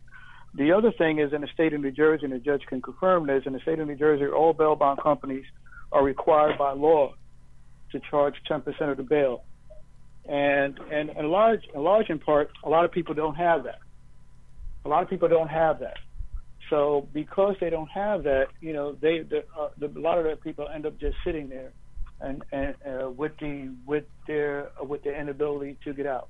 What I do, as best I can, a large in part, sometimes I've had people come to me with only 1% down on the bail, and I've done with some people with no money down and put them on a payment plan just so they can come home and get back to their job that they can't afford to lose, because if they miss another day, they're going to be without a job or get back home to their family. So I use it, for the purpose, because I know for a fact that a lot of us should not even be there to start with, and I try to give them a professional avenue. First and foremost, I treat them with the respect that they are due, and secondly, I give them another way, an easier way to get the heck out of there, because there's not many people willing to do so. A lot of the gatekeepers, as far as the bail bondsmen and the other people in that area, they don't look like me, they don't talk like me, they don't think like me, and I know this. So I give them a gate that they can come to and actually make it through and get the heck home. Hey, Ian, what and you for just the record, described that's how to me me. and Ian met. Brother Ian, what you just described to me when you said that there are some cases where you take no money down or they're going to pay you later, so they, once they get paid and able to, because you don't want them to lose their job. I would look at that as providing an underground railroad in the modern system of slavery and human trafficking. So I can appreciate that. But when Max brought up bail bondsmen, early bail, it's only 2 countries that's practicing bail. The rest of the world said, this isn't, justice. That you can put people in jail before they're duly convicted of anything. People spend a lot of time in jail. But we do want to abolish. I'm in agreement with you. Yeah, we do want to abolish I'm in bail agreement with you in bondsmen. regards to that. There is definitely no debate, but only because the system is in place, and right. And this is one of the means for them to get out. Yeah, I at least try to open the door wider for them to get the heck up out of there if possible. Hey, that's an underground railroad in the modern system of slavery. So I appreciate your service. If I may add to that, Ian, as judges, we have to set the number because see, bail is not supposed to keep you in jail. Bail is supposed to be set to encourage you to come back to jail. So Ian and I met in a way whereas I tried to lower the bail to something a family member can make. So if it's a $20,000 bail, if they can make $2,000, if they can get $2,000, Ian gets the $2,000 because we use bail as a way. For instance, in the Bill Cosby case, he could have stayed out until there was a bail. In that particular case, if I might digress, not only did he have to pay a fine, even though he paid the woman $2 million, he also had to pay the city of Philadelphia for having had the trial. So you talk about triple-dipple servitude. So they're going to make theirs one way or the other. I've never heard of a person having to pay the court for trying him and finding him guilty. But Ian does a service that in New Jersey, but for that, there would be a whole lot of black men just marinating for $100 bail that their family can't put together. If I might ask, Ian, what insurance company guarantees your investments? Well, there are various insurance companies. I mean, I get my bonds from an insurance company. So in regards to how bail work, I am referred to as the surety, to the state. If the person who is out on my bond fails to make it to court, it's on, the onus is on me first and foremost, financially and other. So, but in regards to, I get my bonds from an insurance company. I pay them a premium for those bonds, and in New Jersey, the customer is required to pay me 10% of the bail as a premium, and it's regulated by the Department of Banking and Insurance. So all this stuff is regulated here in New Jersey. What I do, I'm sorry, I don't know if I can hear you. Go ahead. I'm sorry. So they did do some kind of a bail reform modification back in January 2017, but it's falling on its face because they didn't look at the cost of it, because prior to, they were getting a lot of revenue from the bail bond companies and whatnot for forfeitures, and they didn't consider what they're doing now with the added judges and attorneys that they have to have over the weekend to take to allow people to come home, that the counties and the local municipalities are taking on the cost for those added judges and attorneys and clerks and everything else that's associated with it. But the other issue that they're finding is that in some cases, not all, that public safety hasn't been put into consideration, and we have so many repeat offenders, and unfortunately a mass increase and forfeitures with people not showing up for court because with using a bail bondsman, what they have to do is that, or what I would do in particular, I'm going to look for mom, dad, uncle, aunt, sister, brother, somebody closely related to you who you do not want to burn that bridge with to increase the likelihood of you showing up for court because the fact that you don't want to mess up for mom, dad, uncle, aunt, whoever co-signed. With the current system that they did, they just rushed. The intent was there, but the system is flawed. So what they did, they just had these guys coming out with nobody liable on any kind of level. And what happens is the person may say, well, hey, it's the summertime. I don't feel like going back in, so I'll just wait until later. And then next thing you know, it's a holiday. Oh, it's a holiday season. I want to wait until later. And then, and so what happened the warrant squad and forfeitures, they I believe tripled or quadrupled since then, and the cost for overtime for the added sheriffs and marshals and others that have to get and bring these guys in. So they didn't really factor a lot of stuff in the way that they needed to. So they need to amend what their intent was to really tie into it, but it does tie into some of what Otis and others are mentioning is the fact that what it basically is, they are making more space by having people basically incarcerated but on the street, and they do, and with that they are taking advantage of these things. And I've heard some stories with police and probation officers coming in to these people's homes and then and then creating other issues. But the other thing is a lot of people not even thinking about in consideration that we talk about the privatization of the jails, which is a problem. What they're doing is that they're trying to circumvent it by privatizing the probation system. And they're privatizing the probation system, and one of the companies in New Jersey is called the Vera Institute, is basically working as a privatized probation entity. And like a lot of things, when you put when a profit is the end goal, some things fall through the cracks, and many things fall through the cracks. So those are many of the problems that New Jersey is dealing with regards to the bail reform that they implemented under Governor Christie on his way out. But I'm on the side at the end of the day for me. If there's no bail in the state of New Jersey and my people are free, I'm a happy camper. I've been self-employed since 1995 with the business other than bail bonds, and I'll find something else to do. But I chose to come into this not merely just for the profit margin, but because I know firsthand, just being a relatively woke brother in our community, how they target us more than everybody else, and how many of us, and just as a judge mentioned, this is how she and I met. How many of us, are struggling because of this system? And I just wanted to try to find an avenue. And yes, that is one of the ways she and I met, because I was hoping for a family to have their bail reduced. I wanted to try to do a bail source packet or something else, and in her courtroom a few times. And those are one of the reasons and one of the ways that she and I met, and a few other judges in the building met.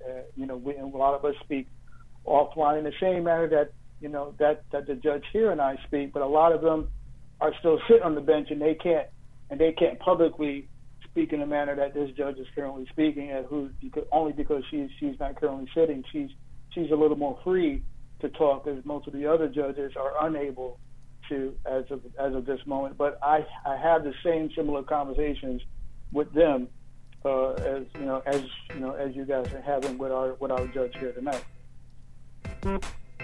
Thank you very much. I could talk about the bail system a lot because we went into that, and also when you mentioned the for-profit probation companies, recently we've had a victory in Alabama where they were charged under RICO charges for racketeering and forced to leave 115 cities in Alabama. So they're working on these for-profit probation companies to a large degree already. And just me personally, the way I see the bail system, which is run by these international insurance companies, along with the high bails that are being posted for people who can't afford them at all, that's an 8th Amendment violation. That's how I look at it, but that's just me.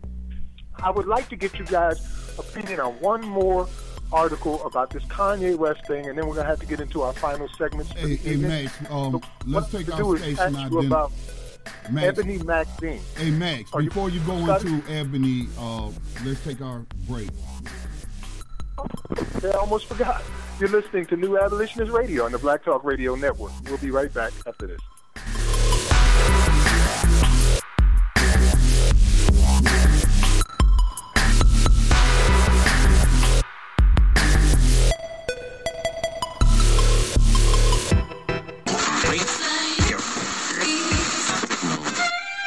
No, I'm not a writer. Okay.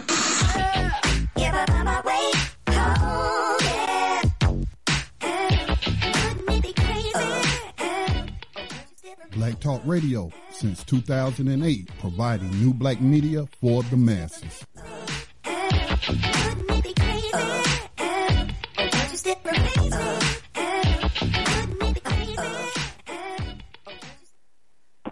Peace and welcome back to New Abolitionist Radio. As I was saying, I wanted to get some opinions on this Ebony Magazine article. As our listeners know, we really pushed Ebony to talk about the prison strike that happened just last month, and they didn't say a word about it. But when Kanye mentioned the 13th Amendment, they were quick to jump on board with all the people that were demonizing him. And literally, they published the 13th Amendment in its entirety, which states that neither slavery nor involuntary servitude, except as a punishment for crime, and on and on. They had it right there in the article, so they read it, and apparently they didn't understand what it said. Instead, they just continued to berate him, and then they quoted Chris Evans, who plays Captain Frickin' America. And Captain Frickin' America said, "There's nothing more maddening than debating someone who doesn't know history." I'm going to stop right there in this quote, because that's exactly what Ebony is doing. That's exactly what he's doing. But the thing that bothered me the most about the Ebony Magazine article is that if you look at that website, you'll see it's covered in advertisements for Wells Fargo. Now, who knows about Wells Fargo here? I know about Wells Fargo, and I give them a hard time on social media as well, man. But for those that don't know, Wells Fargo's were founded I talked about in them the on radio 1850s. They were founded in the 1850s, and they have had a continuous over 150 year, probably going on 160 year, 60 years of engaging in slavery, profiting from slavery, legal slavery. That's how far Wells Fargo goes. So I know about their history, Max. Anytime you see somebody backing a horse and buggy, you know they back slavery time. Right. And you know, and also with their continued practice. And when I tell, because we had similar conversations regarding culture and how culture is slow to change within particular institutions. When you have an institution such as Wells Fargo that profited off of the subjugation of a people and things of that nature, they always look to continue, much like the police department. When they first formed, the whole purpose was to basically keep us in line, more or less.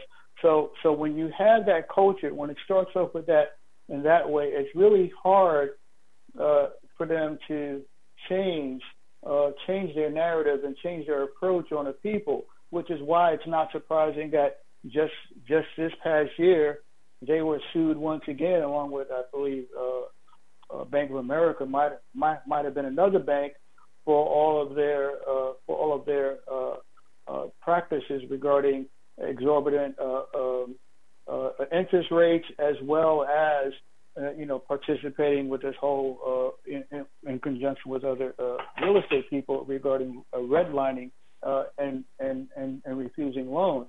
So it's not surprising, and I try to remind people that culture is really difficult to change. You have to either break the whole system and start again, or something else, because the people within are already grandfathered in, and then when you come in, the newbie comes in all bright-eyed and bushy-tailed. They say, "I'm going to do it this way," and after a while, they get beat down, and they end up either choose to leave, or if they stay, they end up conforming. So the practices and the malicious practices continue as they have, because I mean, I'm like 2018, we're still having the same conversation regarding lending practices and all this other stuff as we had back in the day. It's retarded. Yeah, you know, Wells Fargo recently apologized for its ties to slavery and how they made their money, but they did it while they were one of the largest investors in private prisons in the world. They're one of still are that keep private prisons in play. So here we got Ebony Magazine talking about Kanye West doesn't know what he's talking about while being funded by Wells Fargo. You know, Ebony Magazine is no longer owned by black companies. Right? Yeah, I didn't think so. I didn't think that's why that didn't really come as a surprise. Much like BET, that doesn't come as a surprise that they didn't one pick up your call and respond to the issue about the 13th Amendment, but they were quick to jump on his bet. It's not surprising because they're no longer working. I mean, the title is Ebony, but they're not working for the Ebony people no more. No, but they presume to speak for us and continue to provide content that is tailored. I stopped getting Ebony years ago. Ebony is still under the well, I don't know how much stock she owns, but she's the descendant of the founders. Ebony is a monthly magazine for the African American market. It was founded by John H. Johnson in Chicago. Has published continuously since the autumn of 1945. It was founded by the Johnson Publishing Company in 1951.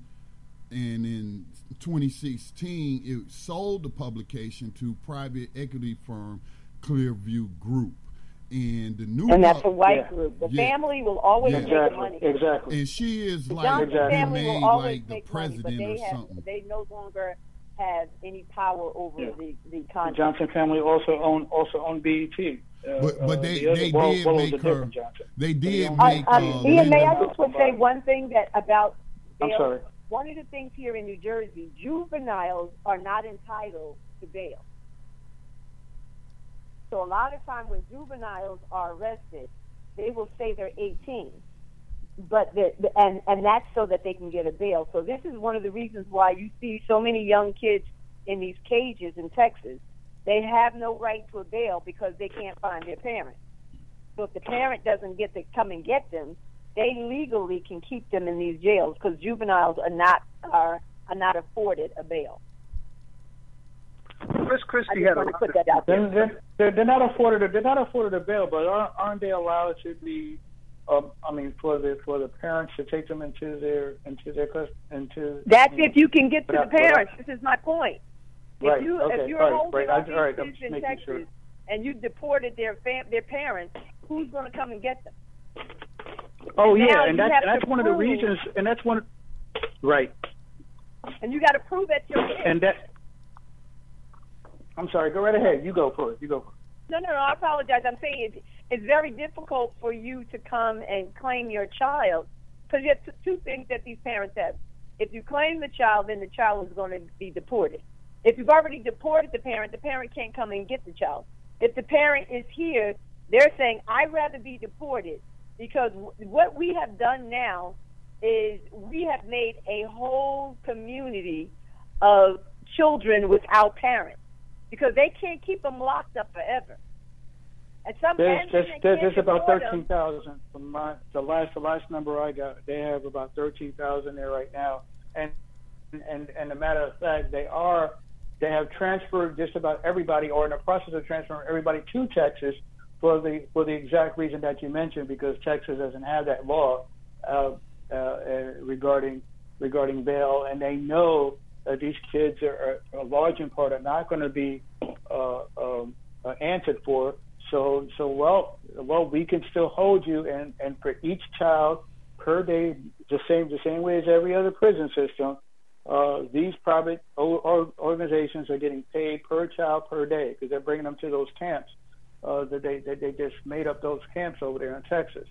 And what they will do is wait till they turn 18, slowly but surely, and then find some reason, even if they throw a piece of paper on the floor, on the ground, and say they littered, then they deport them.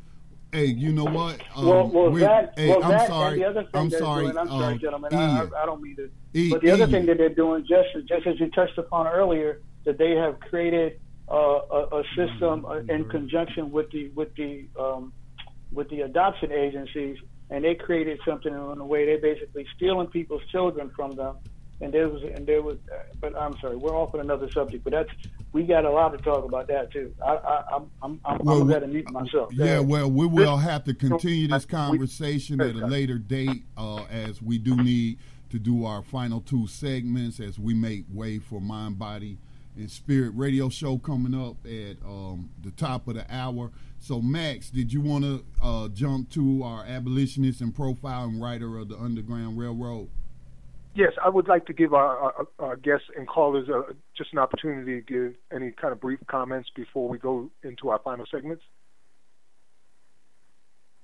This is Sekwasi Sekou, Judge Sekou out of Jersey. I think that this is so needed. And again, if you brothers can track down Kanye, I think, because sometimes we try to make that brother into a buffoon. All he needs is direction. He has the connection, but he doesn't have the sources and information to necessarily, challenge. And if he needs a group, somebody needs to invite him in.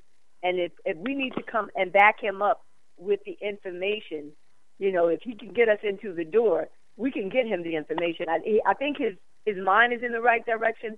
He just doesn't have the resources that he needs to articulate it in a way that's going to be acceptable.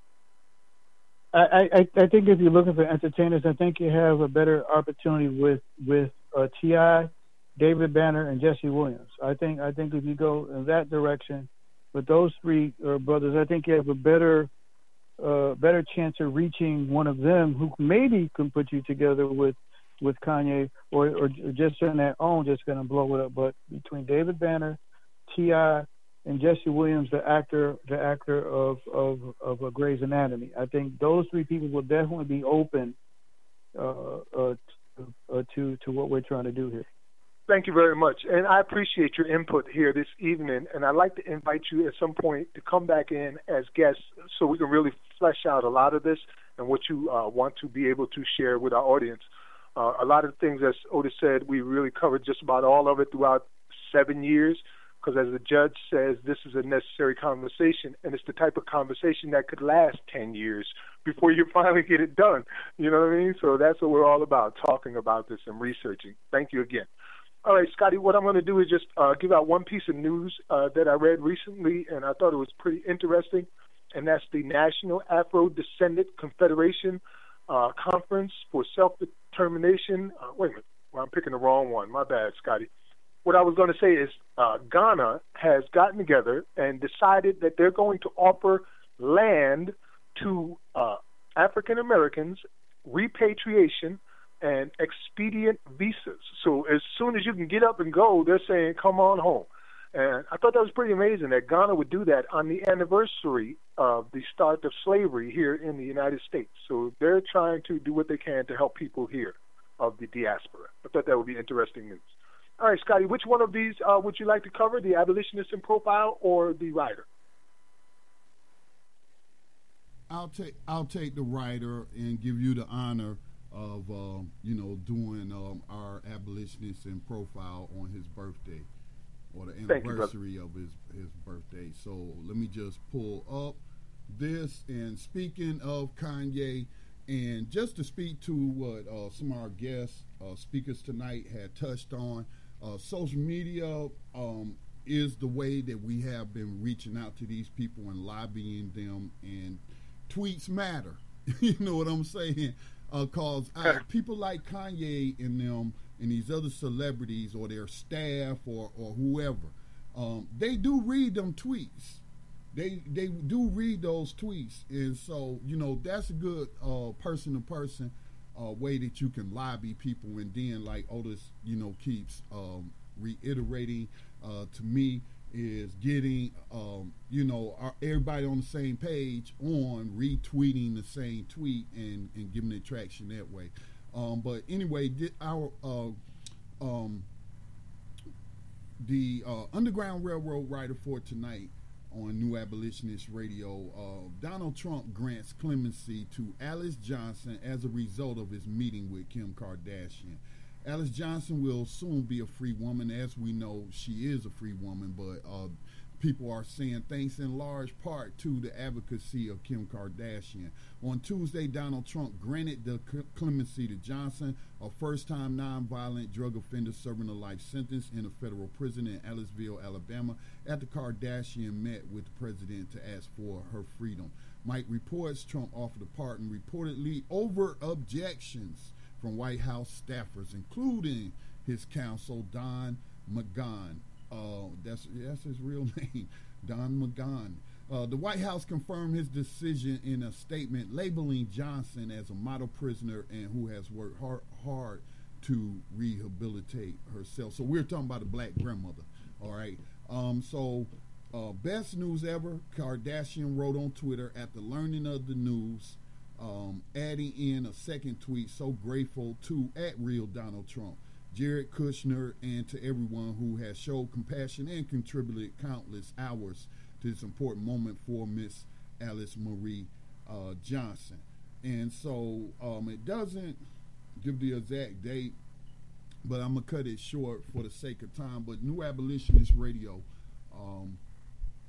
wants to welcome Alice Johnson to freedom. And, just to give my quick final comment, I'll just give you my final comment now, Max and listeners, is, we engage Kim Kardashian. And, she's another polarizing person. She gets a lot of hate. She gets a lot of love. She definitely got reach and influence. And so people I was seeing were attacking her. Oh, that's just one woman there. And technically, yes, it's true. It's a whole lot of more black grandmothers locked up in prison behind these type of laws and what have you. So, but we just lobbied Kim and asked her, okay, that's great. Becoming an abolitionist and abolishing slavery would be greater. So, again, these people do read this type of stuff, and I'm just grateful that the nation, once again, has been forced to confront the 13th Amendment. But I think the prisoners who organized the prison strike deserve the most credit for that with their nationwide strike and making that part of their demands. Max? All right, thank you, Scotty. Our abolitionist in profile tonight is the birthday boy himself, Nathaniel Nat Turner. He was born in Southampton County, Virginia on October 2nd, 1800. The son of enslaved people owned by Benjamin Turner, a prosperous farmer, taught to read by the son of his owner, Turner studied Christianity, which he interpreted as condemning slavery, which it does. Turner also began to believe that God had chosen him to free his people from slavery. He soon became known among the fellow slaves as the Prophet. Turner was sold to slaveholder Joseph Travis in 1830. Less than a year after the sale, Turner received what he assumed was a sign from God when he witnessed the eclipse of the sun. After sharing his experience with a few close friends, they began to plan an insurrection. While still planning the uprising, Turner saw that the color of the sun had changed to a bluish green, which he believed was the final sign to initiate the uprising. With this confidence, Turner and 7 other enslaved people moved forward with their plans. Beginning in the two-day rebellion, August 21st, 1831, they first took the lives of the entire Travis family and eventually 50 white people in the futile effort to incite a general slave uprising. Only 75 enslaved people and free blacks joined the rebellion. Y'all have to excuse me, but I'm trying to rewrite this as I read it because I don't want to call people slaves. I want to call them enslaved people. They were soon pursued by over 3,000 members of the state militia. Turner and his followers were confronted by militiamen. One was killed and the others were captured. The rebellion was over in 48 hours. But Turner escaped and eluded Virginia authorities for 2 months. He was finally captured on October 30th. He was tried for the crimes of insurrection and murder on November 5th, and he was found guilty and executed 6 days later on November 11th, 1831. In retaliation for the aborted rebellion, nearly 200 innocent enslaved people were killed just to be killing them. Although Nat Turner did not end slavery, as he may have hoped, he nonetheless shook the institution to its core. Pro-slavery advocates began calling for greater restrictions on free blacks and slaves in the South and made more demands on the northern whites to cease their interference with the peculiar institution. Northern abolitionists, however, viewed the uprising differently and intensified their efforts to end slavery throughout the nation. And we here at New Abolitionist Radio say happy birthday and salute Nat Turner. Salute.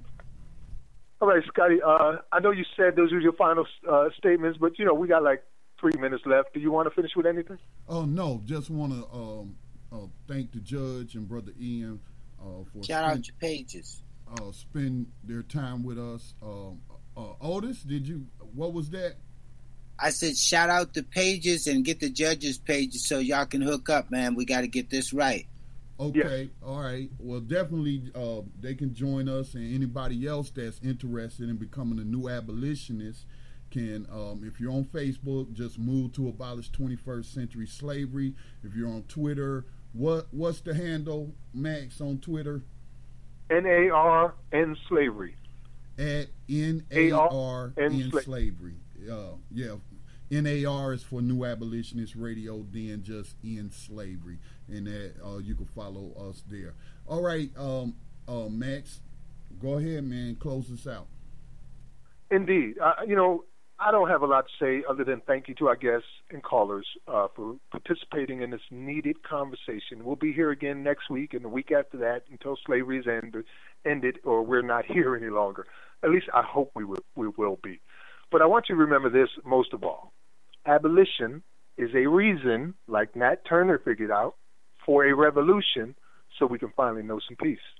Peace. Rise up, rise up, rise up, rise up, rise up, rise up, rise up, rise up, rise up, rise up. Showtime. Just lift your eyes up. Let your wise rise up, see the signs of the times. If it's time, rise up, rise up. When death and hell dwell among all God's people, when those we chose and trusted have become completely corrupted and inherently evil, when the feast that feeds you starves our father's children, when snuff, porn, and pedo forms begin to get top billing, rise up. When famine claims millions, when justice gives blind eyes to billions, when the Lord's anger is no longer feared, if his protection is gone and your enemies are near, if you've seen the seas spill over and the mountains shake, break, and fall, if the moon ever turns blood red and you can't see the sun at all, rise up, no matter if the prize is